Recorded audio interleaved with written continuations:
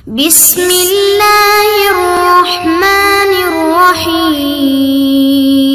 بسم اللہ الرحمن الرحیم۔ السلام علیکم ورحمۃ اللہ وبرکاتہ۔ عزیز طلباء، امید ہے آپ خیر و عافیت سے ہوں گے۔ اللہ تبارک و تعالیٰ آپ کو ایمان و عافیت والی زندگی نصیب فرمائے۔ تو عزیز طلباء، آج ہم سبق نمبر 73 کو پڑھنے جا رہے ہیں، جس کا عنوان ہے نجاست حقیقیہ کا بیان حصہ دوم۔ نجاست حقیقیہ کا بیان حصہ دوم۔ تو عزیز طلباء، آپ کو یاد ہوگا کہ پچھلے سبق کے اندر ہم ترجمہ اور عبارت پڑھ چکے ہیں۔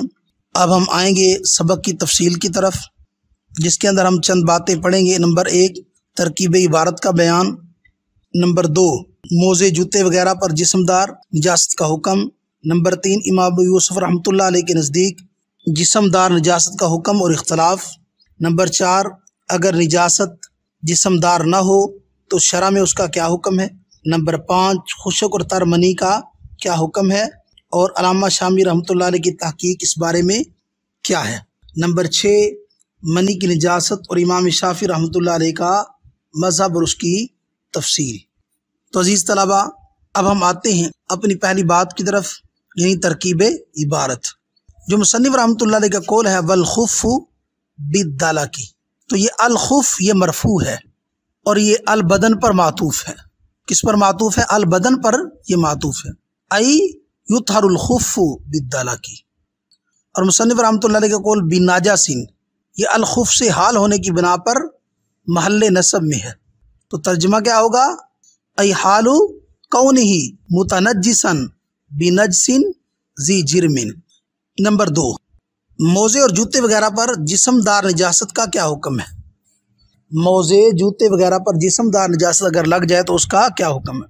تو تفسیر اس کی یہ ہے کہ اگر موزے جوتے وغیرہ پر جسمدار نجاست لگ گئی، جیسے گوبر، پخانہ وغیرہ، پھر خشک ہو گئی، پھر اس کو زمین پر رگڑ کر صاف کر دیا گیا، تو موزہ وغیرہ جوتا وہ پاک ہو جائے گا اور اس کے ساتھ یا اس کو پہن کر نماز پڑھنا جائز ہوگی، کیونکہ موزے جوتے وغیرہ کا چمڑا ٹھوس ہونے کی وجہ سے نجاست کے اجزاء کو جذب نہیں کرتا، مگر بہت کم۔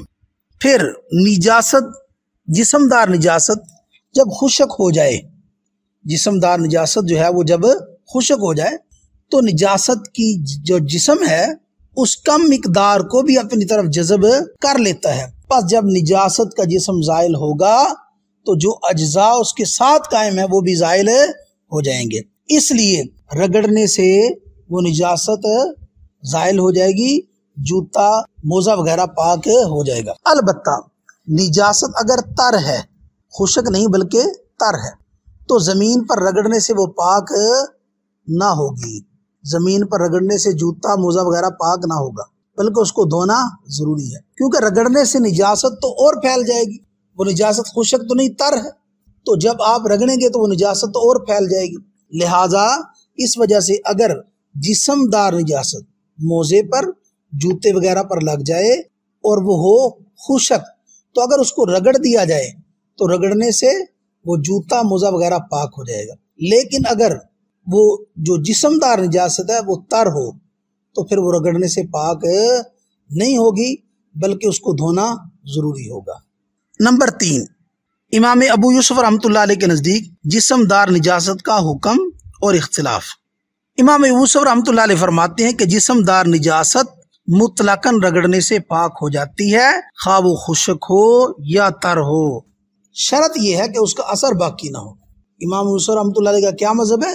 امام ابو یوسف رحمۃ اللہ علیہ فرماتے ہیں کہ جسمدار نجاست رگڑنے سے مطلقاً رگڑنے سے پاک ہو جاتی ہے، خواہ وہ خشک ہو نجاست یا تر ہو، لیکن شرط یہ ہے کہ اس کا اثر باقی نہ رہے، اس نجاست کا اثر باقی، کیونکہ نبی اکرم صلی اللہ علیہ وسلم فرماتے ہیں کہ جو شخص مسجد میں داخل ہونے کا ارادہ کرے وہ جوتوں کو دیکھ لے، پس اگر ان پر نجاست ہو تو زمین پر رگڑ دے، زمین جوتوں کو پاک کرنے والی ہے۔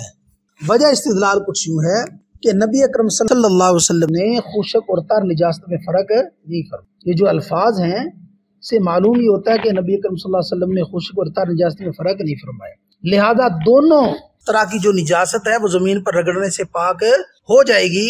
یہ مذہب ہے امام ابو یوسف رحمۃ اللہ علیہ کا، اور امام شامی رحمۃ اللہ علیہ نے اسی پر فتویٰ دیا۔ البتہ احتیاط اس میں ہے کہ اگر نجاست خشک ہے تو پھر وہ رگڑنے سے پاک ہو جائے گی، اگر نجاست تر ہے تو پھر اس کا رگڑنا کافی نہیں ہے۔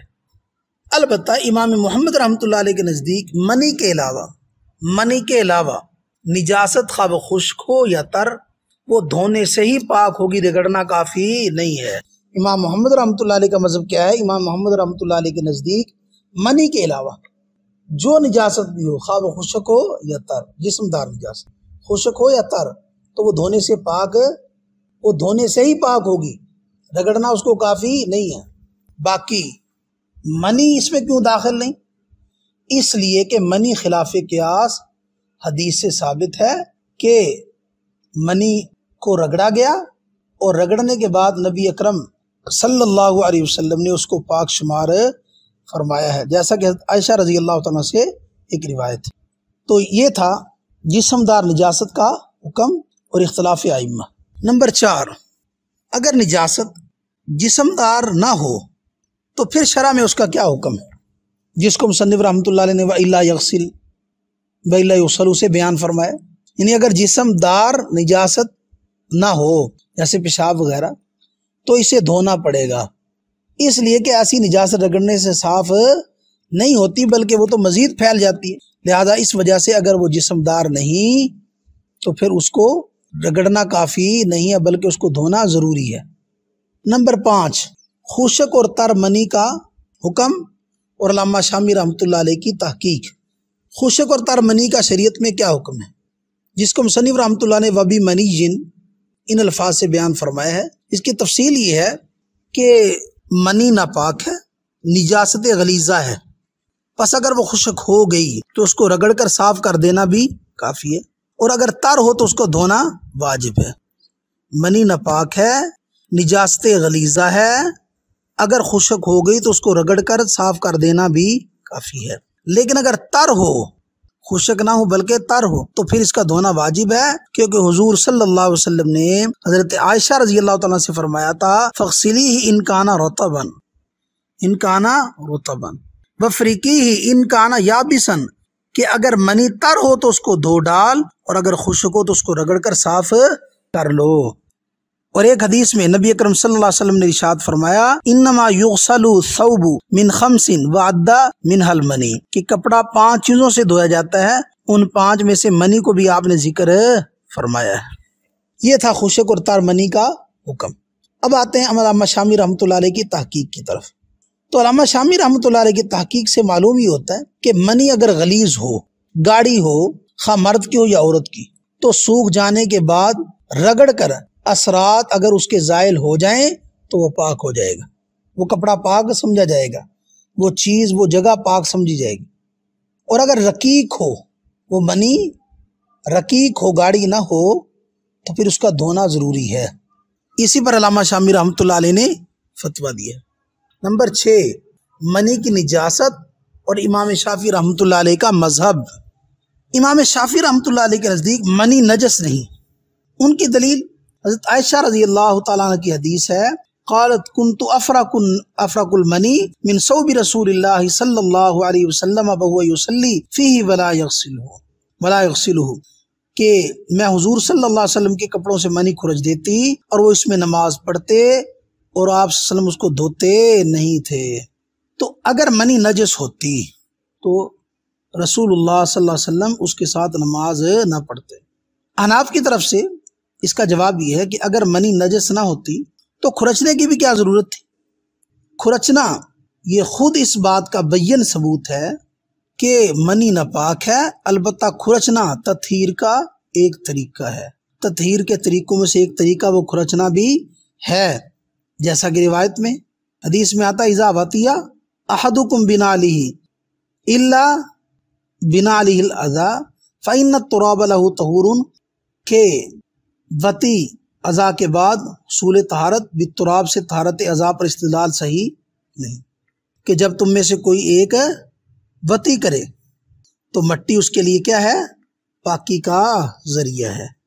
تو جس طرح اس حدیث میں وطی اذا کے بعد حصول طہارت بالتراب سے طہارت اذا پر استدلال صحیح نہیں، اسی طرح امام شافعی رحمۃ اللہ علیہ کی پیش کردہ روایت سے بھی طہارت منی پر استدلال صحیح نہیں ہے۔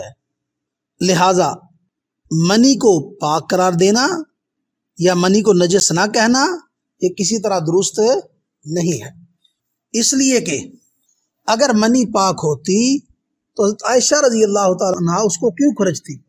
کھرچنا خود اس بات کی دلیل ہے کہ وہ ناپاک ہے۔